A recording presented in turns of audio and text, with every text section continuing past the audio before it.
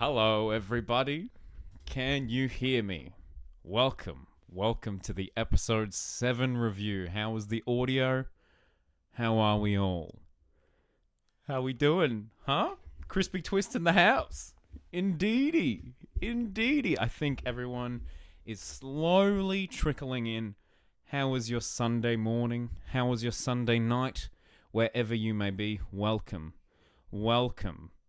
Hello, my little crisp friend. Hello there, Mr. Scarlo. Hope we're all having a lovely day. We are just going to wait a couple minutes to let everyone get settled in. But yeah, we're talking about episode 7 today. How exciting. If anyone's got any questions before we get talking about this ridiculous episode of Doctor Who, then please ask away now whilst you can.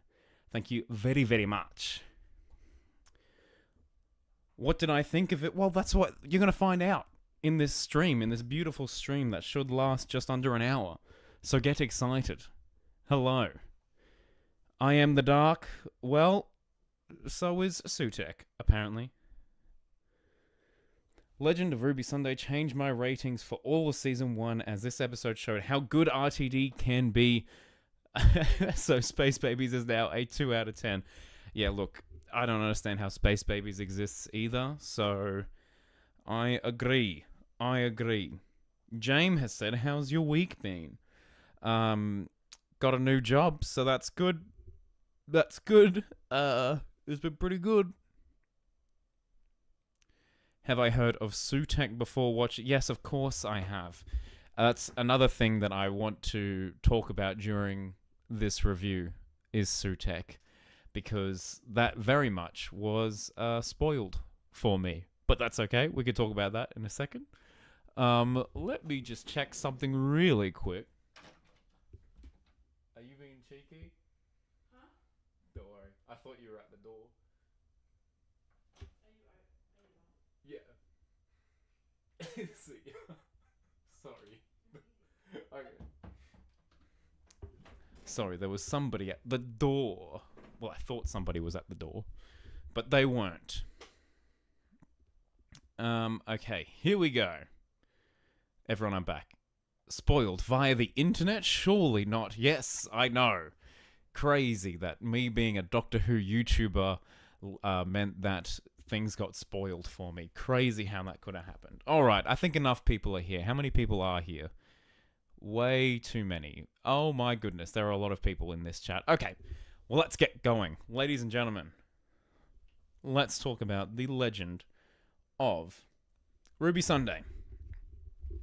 Which, weirdly enough, she didn't have that many lines in this episode. I thought that this was going to focus much more on our companion, but she was very much sidelined this episode, which is funny considering that her name was in the title. But anyway, I can't take credit for this title. Someone on Twitter made it. So thank you for that. Okay. Let's talk about Episode 7, The Legend of Ruby Sunday, written by Russell T Davies, the 7th episode of Doctor Who Season 1, and the penultimate episode of the season. Can I just say, this season has gone by very quickly, and it's actually crazy, especially considering we had the 2-part premiere. It's only been, 5-6 weeks, and then Doctor Who is going to end next week until Christmas. My goodness gracious me. Let me know in the chat right now if you think this season has gone too fast, if you have enjoyed the smaller season. Do you think it's been a more contained, focused season? I would love to know your thoughts in the comments. Oh, somebody has donated. Thank you very much, Catboy. Do you think Mrs. Flood is the harbinger for the trickster? Ooh, look. Interesting, and thank you very much for your donation. I think Russell has been very on the nose with his harbingers. Is that how you say it? Harbingers? I don't know how to say it. And a lot of those kind of get spoiled, or people theorize, because the cast list gets revealed early. And they see the name, they go, oh, wait a second, that might be that. But I think Mrs. Flood, it's not an anagram or anything. Mrs. Flood is an entirely different, scary entity that we will talk about in a second. But no, I don't think so. I think the Trickster might come back in some form, but it won't be this season. The Trickster did get a mention today, though. Well, we've got one more episode until Big Moff is back. I know, I'm excited for another Moffat episode.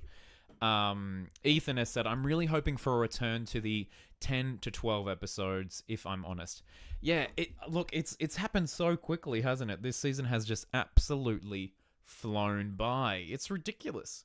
It's ridiculous. And I'm going to be very, very sad once this season is done. Very, very sad. What I think people thinking? The Beatles predicted it with the dog song. Yes, I know they've got a dog. Big scary dog. Big scary dog. Big dog's back. And good morning to you. Yes, and if as Josh has just pointed out, season 2 I'm pretty sure is confirmed to have 8 episodes as well. There is every chance that between now and next year they could be like, maybe we do need to beef up the season a bit more after people like us on the internet have complained about the shorter season. They might be like, we could film another episode, but they might not. I think they're going to keep it for at least the next 2 seasons. I don't think it's been picked up for season 3 yet, but I hope season 3 has more episodes or something. I don't know. We're greedy, aren't we? Sherlock, we used to get 3 episodes every 3 years, so whatever. Thomas has said that 8 episodes is too short. Oh, we gotta, we don't make the rules. If I ever become showrunner, then I will eventually. I'll give you 100 episodes. I'll give you 365 episodes of Doctor Who a year. One for every single day of the year. It might just take me a while to make it. Okay, so let's begin. The TARDIS, it crashes into Unit, and the one thing I have noticed, and a lot of you have noticed throughout this entire season, even in the 60th, is that the TARDIS isn't usually doing its usual materialization landing. It's very much kind of like flying in and crashing and doing all of that. Part of me thought it was just the Disney budget, and they were like, we can afford to do more than adjust the opacity effect. We can actually, make it look like a spaceship and make it obvious for new viewers that this is in fact a spaceship that can take off and land and all the rest of it. But it actually ended up having something to do with the big bad that we'll talk about very soon. But we get there, and Rose Noble is back. Rose doesn't really get utilized very much this episode. She has a fleeting friendship with Ruby. We get this line here, which I thought was very, very nice. Let me know in the chat right now if you think David Tennant, aka our 14th Doctor, who is currently on, holiday, will appear next week. I don't think so. There's been many, many good memes coming out about, the 14th Doctor watching this on the news being like, oh my gosh, Sutek's back. I can't believe it. But yeah, okay, some people are saying no. Absolutely no. Do we think that Rose will come on as a full-time companion maybe in season 3? I mean, I'm for it, but I don't see that. I think that Rose will just be a recurring companion, maybe. I mean, you never know. I didn't think that Yaz was going to stay on for 3 seasons, but she did. So anything's up in the air. Anything can happen. I understand that 14 was not in The Legend of Ruby Sunday because most of the episode is in the time window, but 14 has to show up in Empire of Death. Is he just going to sit there like 15 can deal with it? Look, excuse me, my goodness, I just had like a ridiculously delicious dinner, but I feel like it's all still sitting here. You didn't need to know that. Yeah, look, I don't know. You'd think realistically, you'd be like, oh, what? Why won't the 14th Doctor rock up? But then there's a million Doctor Who stories where you're like, why didn't Unit show up? Why didn't this person show up? Why didn't this person show up? Why didn't Torchwood show up for this thing? So I don't know. I really don't think that 14 will show up next week, because this is Ncuti's first season still. Okay, and I think the spotlight needs to be on him. But that's just me. That's just my opinion. But anyway, oh, thank you, Thank you very much. I appreciate that. So anyway, we get to unit, and the doctor's like, "Hey, we have an issue." He doesn't mess around. He gets to the point and is like, "We have an issue. We have this woman. Not that woman, a different woman. This woman that keeps appearing everywhere. She was a mother on a planet called Fine Time. She was an ambulance. She was in Star Trek. She's been following us around like crazy." And I think it's so funny that the doctor went and did that, because there's like so many times when the doctor could have done that. Someone pointed out that like he could have gone to unit for the bad wolf thing. He could have gone to unit for the cracks in time. He could have gone to unit for Clara being splintered throughout time and space. But this was the one he's like, this is weird. This is very, very strange.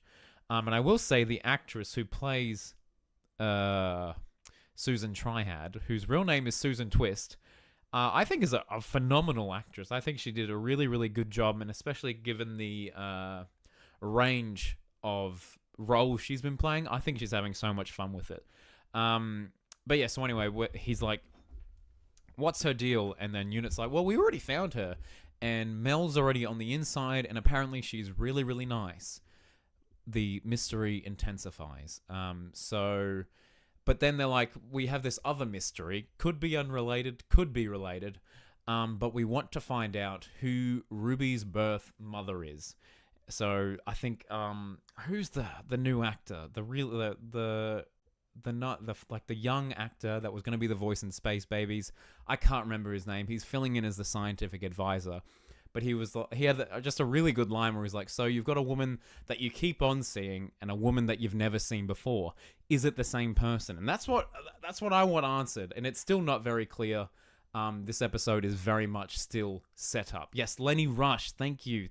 Gosh, that's a good thing of live television. People can tell me that it is in fact Lenny Rush. I thought Lenny Rush absolutely crushed it. It was quite a good guest presence this week. But anyway, they're like, "All right, we've got a VHS at home. It's of the what do they say? Yeah, the camera was positioned in a storage yard 66 meters away." Correct me if I'm wrong. Is 66 meters 73 yards?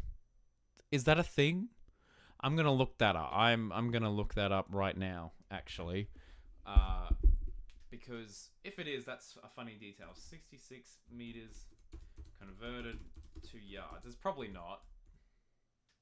It is what? 72.1. Approximate. Russell, are you being a cheeky boy? Russell, are you being a cheeky boy again? And that's weird because... That's really weird because they also have this line saying, "Can I get this back?" There we go. "Did anyone see her face?" And in 73 yards, that was the whole point. Like, you couldn't see her face. You couldn't really make out what was going on. But anyway, I don't think it's related. It might just be an Easter egg, or Russell might have been writing this and be like, "Oh, that's kind of similar to the script I had a few weeks ago." But anyway... Ruby gets the VHS, and they ask Mrs. F, also known as Mrs. Flood, to take care of Cherry Sunday. And then it gets so sinister, and look, the episode's kind of creepy, but this right here is probably the scariest shot of the entire sequence, because Mrs. Flood is like such a sweet old lady, and then at the end of Church of the Ruby Road, she's like, "Oh, what? You've never seen a TARDIS before?" So there's obviously something to her character. She didn't inherently seem very evil, but this very much seems evil. She obviously knows who Sutekh is, or has some kind of involvement. She knows what the Time Lords are. She has that ridiculous line to Cherry Sunday where, Cherry asks for a cup of tea, and she's like, "Well, there's a lot of things happening that you aren't gonna..." I can't remember what she's... Anyway, it's just really mean. So I'm very curious. We have a lot of different plot threads going on. We need who's Susan Twist, Susan Triad. Who is Mrs. Flood? Who is Ruby's birth mother? And then we kind of got answered, why is the TARDIS making all this noise? I think I've only seen the episode the once, so you must forgive me if I don't know every answer yet. But anyway, we have one of the coolest sequences of the episode, which is the time window. The time window sequence, I think, is one of the coolest sequences we've had in Doctor Who. I think I haven't seen Unleashed or anything because we don't get Unleashed here in Australia, but I'm pretty sure that this, maybe not this exact shot, but a lot of it looks like it could have been used with the volume, the same technology that they use to film Boom. If it's like all done actually in camera, which I think is quite a feat to achieve. But this entire sequence is by far my favorite sequence of the episode. It was tense. I thought it was really, really well done. I enjoyed it was kind of a way to remind everyone of the story that happened at Christmas. I know it's been a through line for the whole series, but for casual viewers, it might be like, okay, this is, oh my gosh, it's all coming together. It's all happening. And, you know, we got to see the Doctor land. We didn't get to see the Doctor pull down an entire goblin ship on top of the church roof. We didn't see that. But we saw the Doctor land, go, and then come back to the TARDIS. And then something was up with the TARDIS, and there was an officer with them. And they were like, I'm gonna go and suss out. I thought I heard something. And they ended up like this. Against Kate Stewart's, the head of unit's orders. She was like, don't you dare. And the Doctor was like, no, you do it. And this is what happened. So sometimes it's not best to take the Doctor's orders. Oh, someone has donated in the chat. They said, I love the time window effect. I love that the time window effect is in camera. Oh my gosh. And you love the stream. Thank you very much. This stream is done in camera as well, but probably not to the same effect. Okay, here we go. Satellite radio. Sorry, I'm just reading a bit of the chat. I shouldn't do that. But this entire sequence was my favorite of the episode. I thought it was tense. I thought it was really, really well done. They were balancing quite a large cast, but this was kind of one of the bigger moments that we had been waiting for all series, and yet we still were not able to see her face. And so that mystery still remains unsolved, and that's pretty crushing. And then Ruby kind of gets pushed to the side for the rest of the episode, because it's really more about this Susan Twist character. What is she about? She's releasing some kind of technology into the world. Do they ever say what the technology is? What Triad is? Can anyone answer me in the chat if they actually discuss what the product or what her... I can't remember. I really cannot remember what it is. Oh, great point from Thomas here. That was the scene started off so well, like like this scene where the Doctor's just judging judging the unit time technology, and he's just like, wow, this is rough. Shooty's line delivery, and that was priceless. That was really, really well done. They say no, it's annoying. Yeah, they have. Yeah. I don't think it's it was an operating system from the Giggle. I know. Well, that's one thing that Triad technology does. I think, yeah, there's a line from Mel in the Giggle where they're like, oh, this computer's running Triad. That might just be a service that Triad run, but I don't know if yeah, I actually don't think they say. Maybe it's not important, but that was just something that I was interested in. And another one of my favorite scenes going into this episode was this scene where the Doctor is kind of breaking down just as they enter the television studio where they're about to do this live broadcast. And there's this whole... this almost comes out of nowhere, almost. The whole, what if Susan is my granddaughter because they share the same name? You know, Susan is Susan is such a important character in Doctor Who history. You know, the Doctor's first companion. And they're like, oh, well, you know, Time Lords can change their face, and I haven't seen her forever because my life's tough and I don't want to bring them any more heartbreak. Because there's that brilliant scene from William Hartnell was like, one day I shall come back. So it's, they've set it up since the 60s that potentially there will be some kind of reuniting between the Doctor and his granddaughter Susan. I thought it was going to happen in the 60th. Didn't think they were going to mention any of it in Doctor Who Season 1, because that's like such a rich bit of history. I thought they were going to play Season 1 pretty safe and not have any returning villains. And have all new monsters and not really reference the past that much. But no, they were like, okay, well, we're going to go into this. The Doctor has a granddaughter, and it might be this lady. I think it's a bit of a leap, but I'm like, okay, cool, we're going to go down that plot line. Let's do it.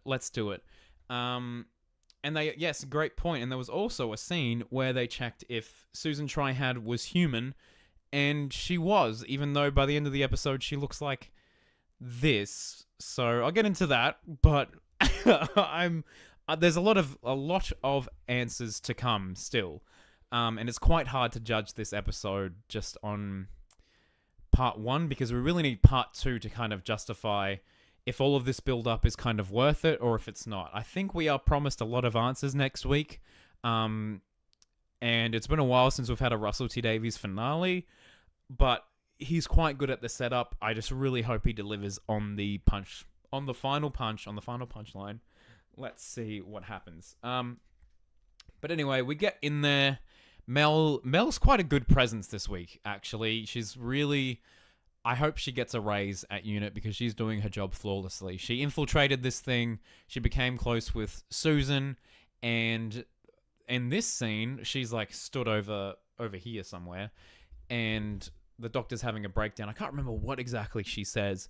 But she's like, come on, you got work to do or something. And then he snaps out of it and is like that supportive friend. I wish, we all had a Mel sometimes. If we're feeling down, if we're not sure if this stranger is our granddaughter, we sometimes need someone to help us.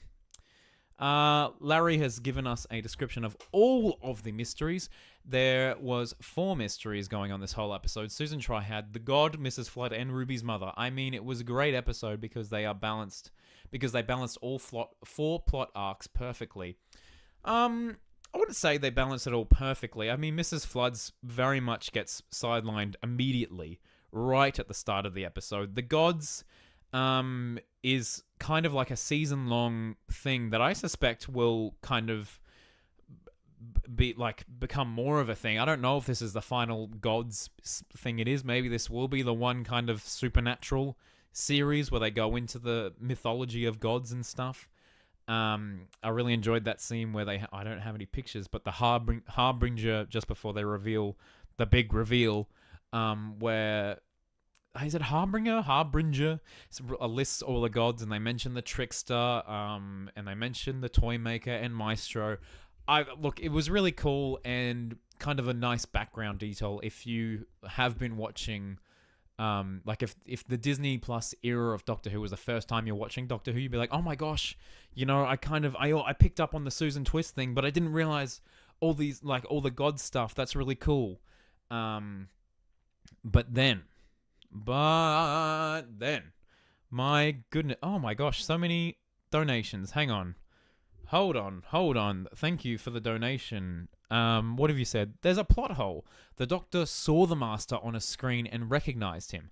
Why did the Doctor have to meet Susan face to face to recognize her? Well, I don't think it's actually ever said if, so there's a scene later in the episode where Mel introduces the Doctor to Susan Tryhad, and is chatting, and it's not clear if Ncuti's like, oh my gosh, you're my granddaughter, or still trying to suss it out. But then the Doctor's like, hey, have you been dreaming of Lindy racist Pepperbean? Have you been dreaming that you're an ambulance? And she's like, oh my gosh, yes. So I suspect that this lady is innocent. I suspect that the actual Susan Tryhad has no idea about all the weird timey-wimey stuff and that her dreams are real. Which is kind of like a Stephen Moffat thing, because he's like, time travel has always been possible in dreams. But anyway, that's a nerdy little detail. So yeah, I'm not quite sure. Let me know in the chat right now, through the power of live television, if you think that Susan Tryhad or Susan Twist or this Susan is in fact the Doctor's daughter. Maybe they have taken a note from the Master and they've turned themselves human, because as we know, the Master and the Doctor at one point turned themselves human and would register as human. So much like this Susan did this week. So Susan is not the Doctor's daughter. Yeah, I didn't say Doctor's daughter. Doctor's granddaughter. No way. No, Mrs. Flood is more likely to be Susan than Susan Dryad. Yeah, some people were saying that who was it? It might have been Cherry or Carla referred to Mrs. Flood as Mrs. F. And some people were like, Mrs. F, do you mean Mrs. Foreman, as in Susan Foreman? I'm not buying it, kids. I'm not buying it. I think they choose Susan to trap the Doc. Yeah, look, whatever it is, I think part of I should have mentioned part of it was part of the trap this week. Trap of the week was that Susan Triad or S Triad is an anagram for TARDIS, and they're like, "Oh, this is a mystery that we want to solve." Like, oh, it's definitely a trap.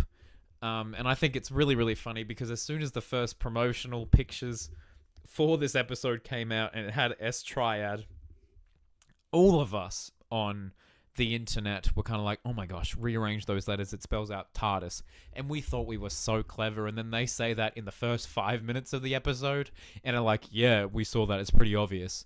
But another thing that a lot of people online guessed many, many, many moons ago, as in before the season launched, from one of the trailers, they guessed that the big bad of the series would be Sutekh. That's not how you spell it, but that was the other anagram. They're like, oh, we got the wrong anagram. It wasn't TARDIS. Sutekh, the big bad, the big returning bad. And I've never seen Pyramids of Mars, which I think is the episode of classic Doctor Who that this villain is involved with. Maybe I'll watch that episode before we go live. Before we have our final episode. But I kind of kept away from all of that. I kind of wasn't really thinking about the finale villain at all, because I really truly thought that Russell was going to have all new villains for the whole series, because this is season 1 of Returning Doctor Who, of new Disney Doctor Who. This is season 1. This was their massive marketing push, and everything this series had kind of been new. There were some references to the past, but everything had kind of been new. But now our first big, proper returning villain is from a classic story, a beloved classic story, and a beloved villain. But I'm just surprised by that. I'm really, really surprised by that. But it was spoilt for me, and I was like, oh, okay, cool. So this big setup episode, and we had the big cliffhanger. I was like, okay. I just kind of nodded. I wasn't like, oh my gosh. What was your reaction to the Sutekh reveal? Were you underwhelmed? Or were you, like, how did you feel about it? Oh my gosh, another person has donated. What? I don't know what that says. You says. Oh my gosh. What do you says? I think it says, I'll be back. All right. Thank you. You can, welcome back anytime. Yeah, but what did you guys think of the Sutekh reveal? Did it feel earned? I don't know. I laughed at the same theory a couple of hours before. That's it. I was like, oh, I don't know. I wasn't underwhelmed. I thought it was a really, really well handled scene, and it was really intense, and it gave me those, Series 3 Utopia Sound of Drums vibes, cliffhanger. I was like, oh my gosh, this is a Russell T Davies cliffhanger through and through. Very much so, but someone said they laughed out loud. Same. I thought the One Who Waits would be totally new. In a way, returning such a well-known villain who wasn't. I can't read this. The text is really small on my screen. What does that say? In a way, returning such a well-known villain who hasn't. Oh my god, it's disappeared. Come back. who hasn't appeared in ages, might be more effective. I went in without spoilers, so it was great. Oh, okay. Well, I'm glad you had a good time. I immediately knew what was going on.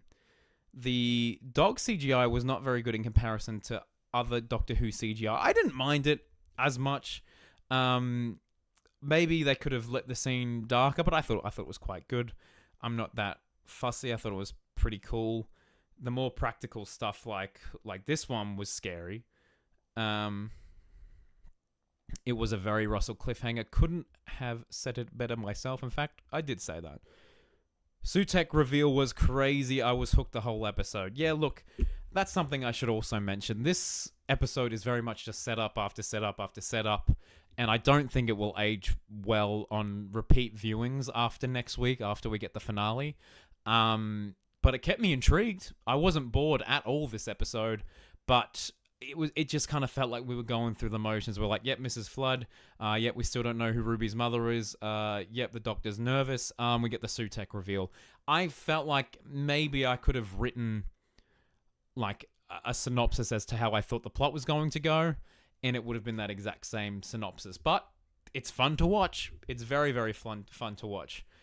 I have no clue who he was. I'm more of a new Who viewer. Well, what was that experience like? Because I'm more of a new Who viewer, but I had this spoiled for me. But has everyone just gone and Googled who Sutekh is? Because I don't know. Okay, here we go. Best reveal since Yana. God, I hope Empire of Death is as good as that. They got Wolf back to... Oh, yeah, I think the voice of Sutekh is the same as the Beast from the Series 2 two-parter. And there was a scene where Carla said, oh my gosh, they're the Beast. And I was like, are they going to bring back the devil? Me and the devil? I don't know. They didn't. The Doggo Dog was great. Here he is. Big scary boy. Needs to seriously do some dental hygiene here. A lot of people are pointing out that there's like a ruby in the dog's head. Oh, this is a funny meme that I saw. So that's what Sutekh looks like from the classic series. Here's a question for everyone in the chat, because I'm a dumb, silly, new Who nerd. That's what Sutekh looks like, the god Sutekh. This is Sutekh, and is this Sutekh? Are they the same thing? Are they the same, or is this Sutekh and this is like a henchman or someone they've possessed? So because like I was kind of confused if this was Sutekh because their name is on the screen, or if this is Sutekh because they're like something's attached to the TARDIS, which is Sutekh, but this is Sutekh. Can someone explain to me what it is? It's another donation. Wow, it's finale time again, Crispy. I know. I don't want the season to end, but it is. Here we go. People are answering. Sutekh has many forms and uses Susan as a minion. Okay, all this is fun. You guys can inform me what's going on. Sutekh comes in multiple forms, ... I felt like those ... are very judgmental. Are you judging me? I'm sorry. I will watch Pyramid of Mars this week. Maybe I'll make a video on that, being like, who is Sutekh?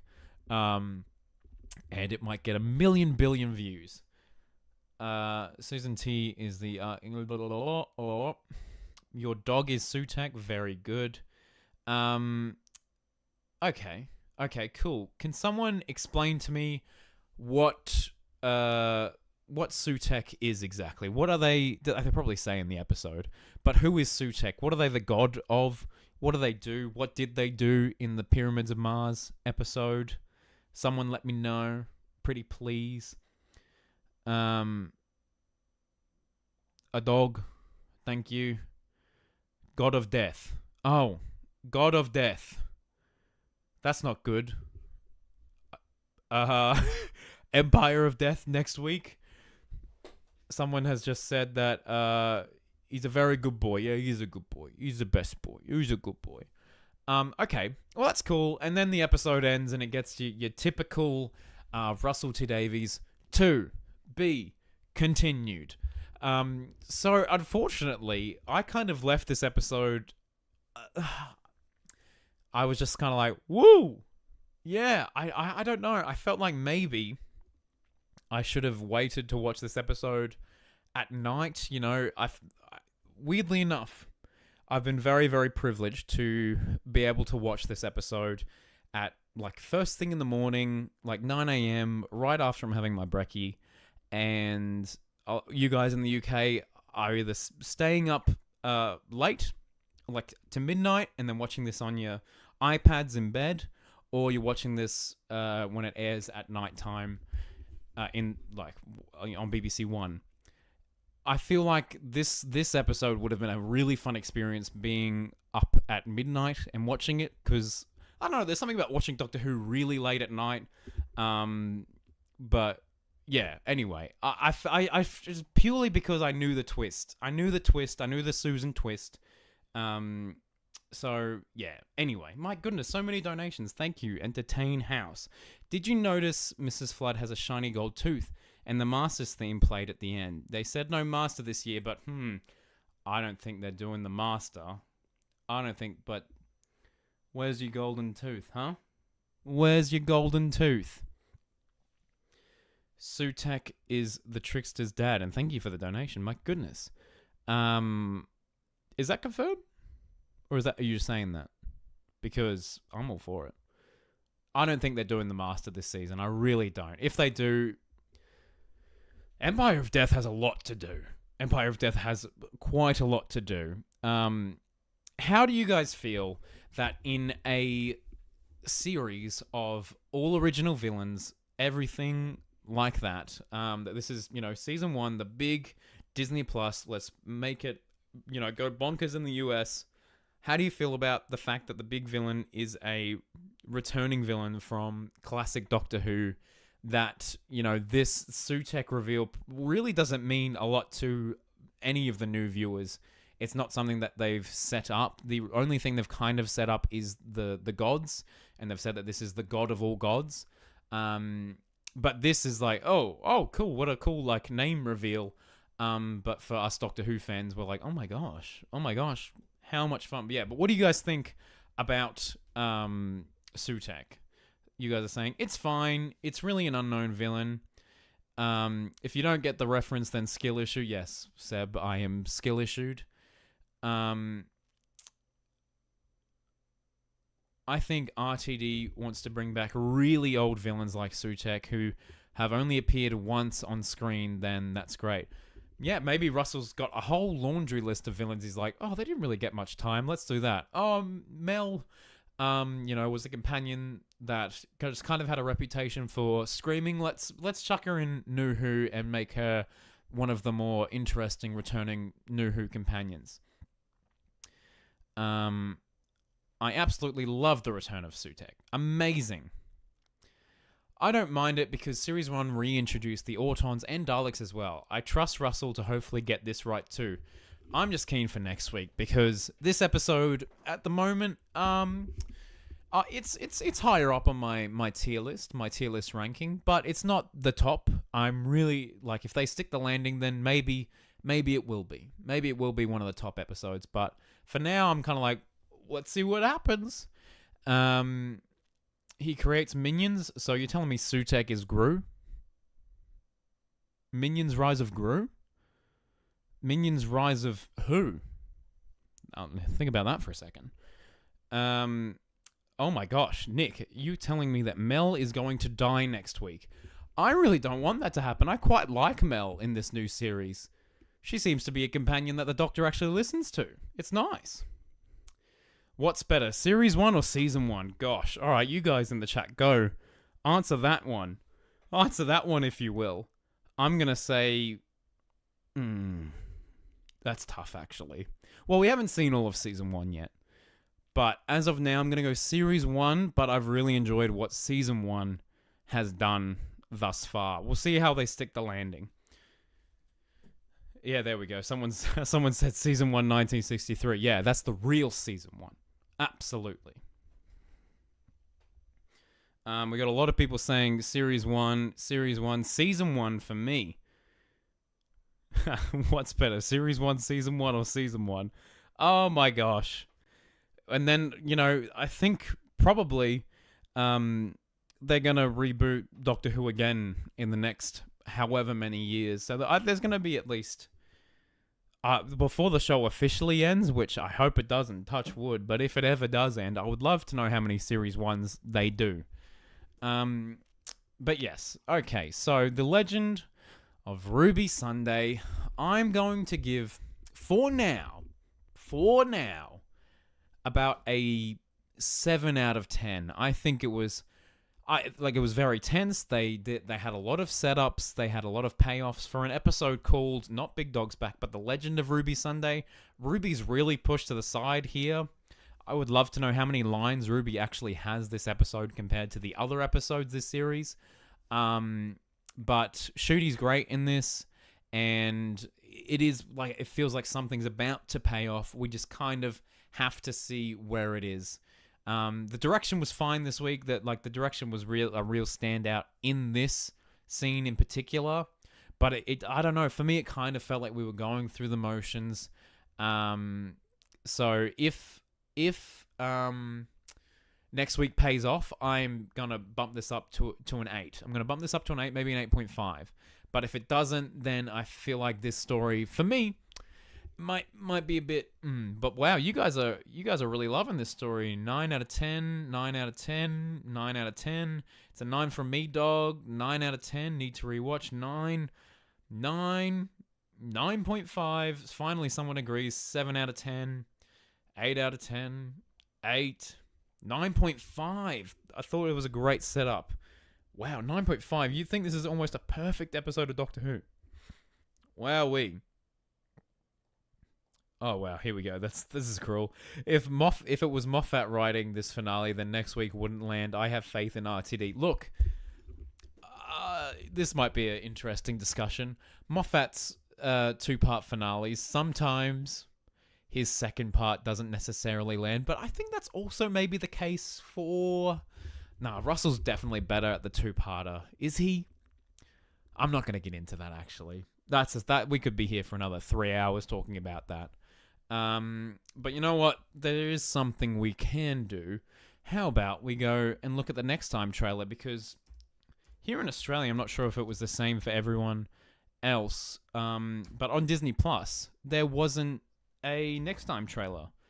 Did everyone else get that at all? Let me find it. Here we go. Ooh!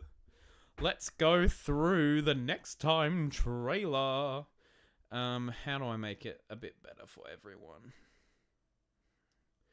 There we go.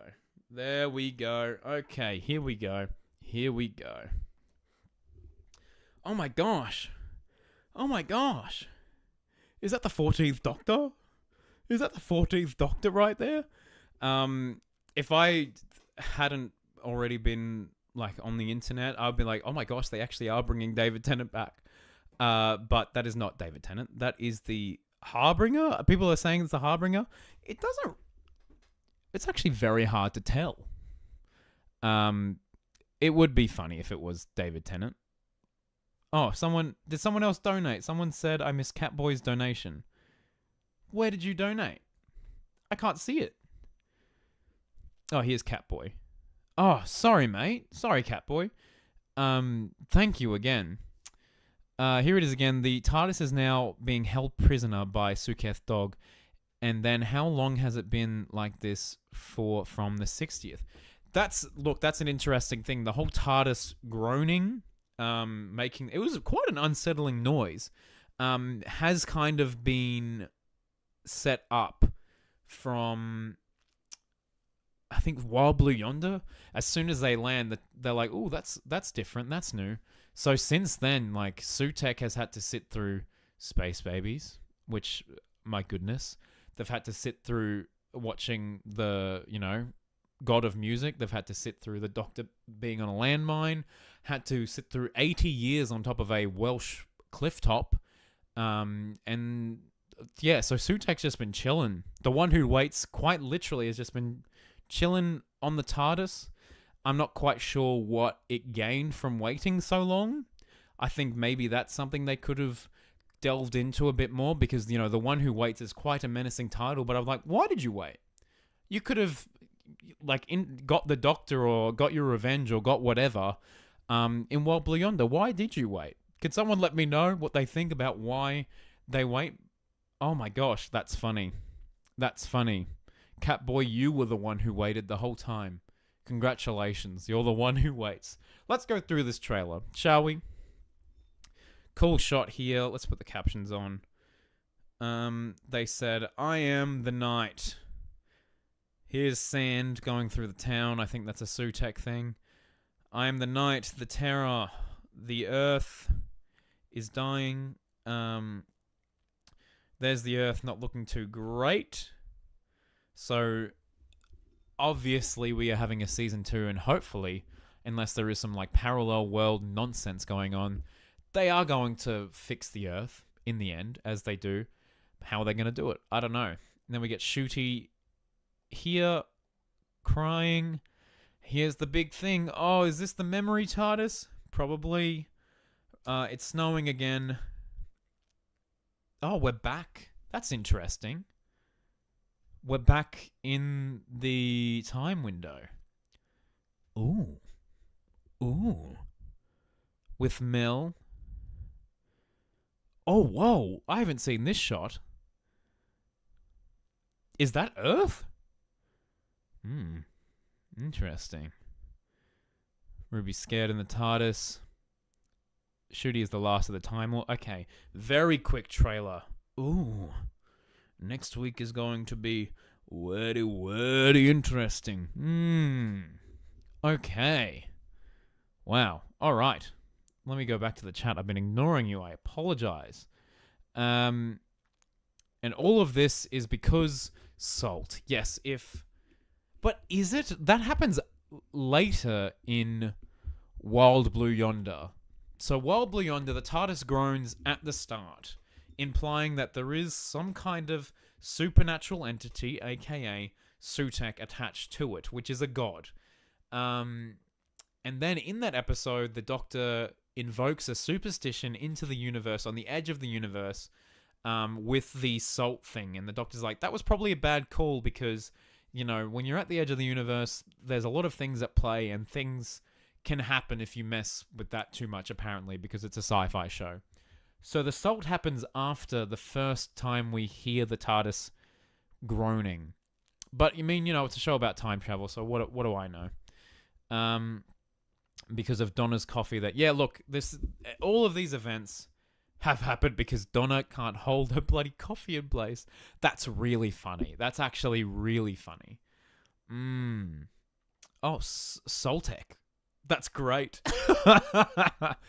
Oh, wow. You guys are on fire today. Thank you. My goodness gracious me. Wow. Okay. So I'm back to Empire of Death. Look, this episode has a lot to deliver on. Russell's usually pretty good at a finale. It seems that the Harbinger has control of the TARDIS, which is scary. Sutekh, I think, is the one responsible for this storm because Mrs. Flood is like, oh, the one who waits is almost here. Look outside. And that's what we see.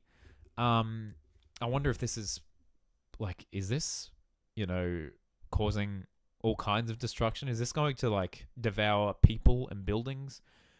Yeah, it just looks like a really intense finale. I wonder if there's going to be a cliffhanger in this episode as well. Okay, let me. I'm going to ask you some questions in the chat. We're going to play a quick game before we end this stream. Quick game in the chat. Do you think that there will be a cliffhanger at the end of Empire of Death? Let me know what you think. I know we're going into Christmas, but do you think that there will be a cliffhanger at the end of the final episode of Season 1? Poll. Oh, I don't know how to do a poll. I'm a YouTuber. I've been doing this for 11 years. No idea how to do a poll. Oh, yes, I can. I can start a poll. Here we go. Do you think cliffhanger? Here we go. Yes, no. Oh, did that work? There we go. Okay. Get your votes in now, everyone. Can you... Yeah, here we go. Here's the... Show me the poll. Here we go. Oh, boy.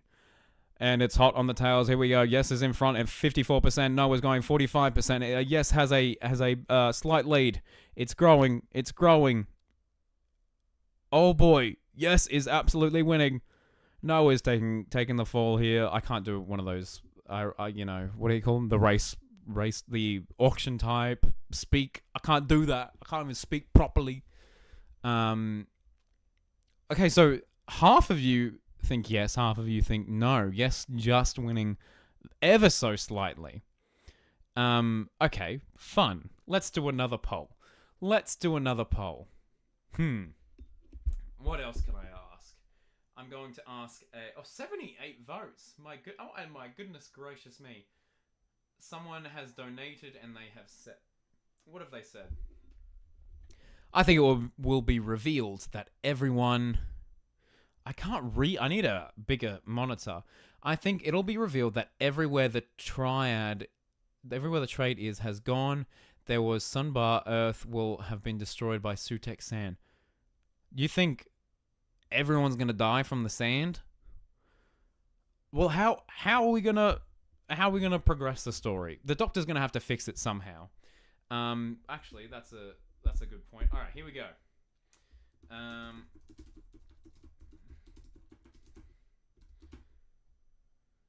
I know a lot of you have seen the filming for next week, but do you think that Ruby is going to die next week? I think that she will. I think that she's gonna.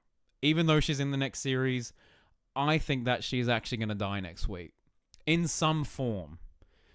And she will come back. But I think that Russell will do something. Moffat does it a lot. He almost did it in Boom, where it's going to be a death, but it's not a real death. Or, like, Ruby's going to die in this timeline, whatever this timeline. Because if this is Earth is not staying like this until the end of the episode. But I think in an aborted timeline, Ruby is going to die. And the Doctor might have to go back on his word and, you know, some paradoxy stuff. Okay. Fake out death for Ruby. People are thinking of fake out death. Everyone but Ruby will die, making her the only character in the show. And it'll become Ruby Who. Okay. Let's end that there with 72 votes. 72 yards. Ooh, okay. One last poll. I need to think of a question. Oh, the pressure's on. I've realized you can't actually see what the poll was there. My bad. There you go. Here's the poll. Here's the chat. Let me think. Oh gosh, I need one more. Here we go. This is it. Do you think...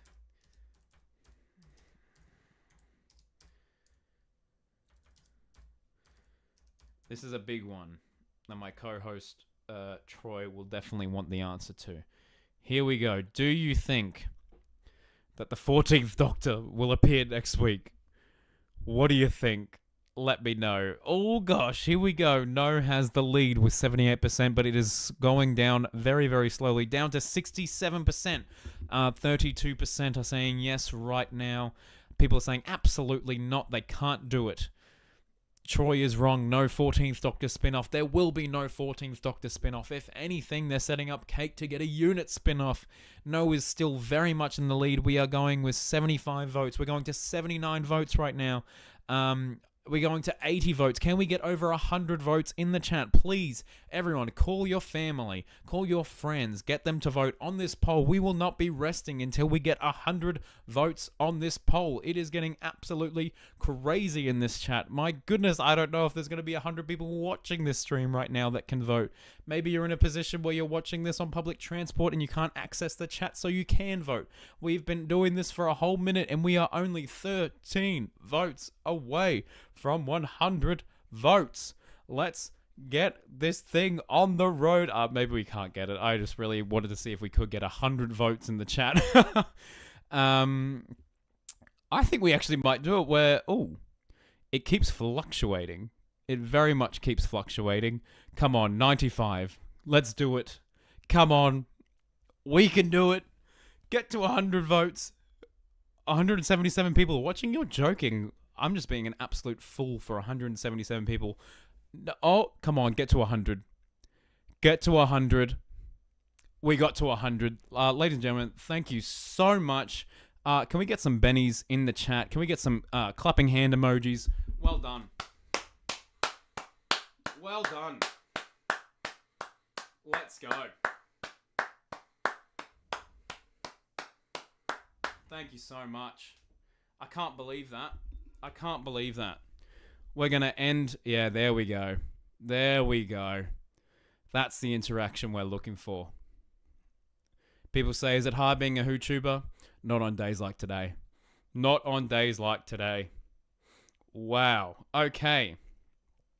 And on that spectacular note, ladies and gentlemen, and everyone else in between, I love you all and appreciate you all. Let me know in the comments what you thought of, what is this episode? The Legend of Ruby Sunday. And it'd be so funny if all of you had that same energy and hit the like button. Hit the like button. Oh my gosh. I hear you guys saying Hoodle. All right, we'll play one round of Hoodle if you guys promise to like this video and leave a comment. Okay? Pretty please. Can you do that? Can you do that for me? Let's go to today's Hoodle. Oh gosh, this is a tough one. Here we go. It's giving Eccleston. It's giving Eccleston. I'm going Empty Child. It's not. Don't spoil it for me in the comments. Oh. The Last of the Time Lords? Or the one before it? Oh my gosh, I was close. Come on, guys. I was close. Dang it. Dang it. I should have got that. Oh well, it's not the best note to end off on, but I had a lot of fun today, and thank you everyone for tuning in. This was a mental stream, and I really appreciate all of you guys. And I'm gonna go and watch Legend of Ruby Sunday again. So take care of yourselves. Have a great week, and I'll see you next time for the Empire of Death. Allons-y.